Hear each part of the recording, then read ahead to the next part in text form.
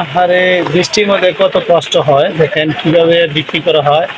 তো এই হাটটি আসলেই খুবই মানে বৃষ্টির সময় কাদা হয়, অনেক পানি যাওয়ার পরিস্থিতি আছে মোটামুটি ধরনের। তবে বৃষ্টির সময় লোক হয় না, একদম সীমিত।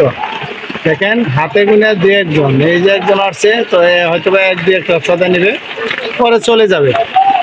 তো আজকের এই হাটে তো এক কথায় লোক মানে কাস্টমার নাই, মানে কাস্টমার খুবই সীমিত, একটা দুইটা করে।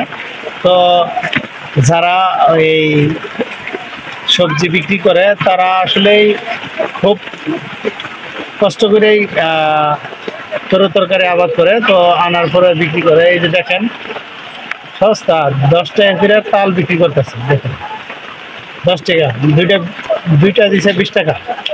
তো তারপরও মুরব্বি দিচ্ছে না, তো বলতেছে একদম সস্তা হয়ে যায়। তো উনি রাইখে চলে যাবো না, নিবেই হয়তোবা আর 10 টাকা দিবে, হয়তোবা 30 টাকা দুইটা। তো মোটামুটি খুবই সস্তা। ধন্যবাদ সবাইকেই।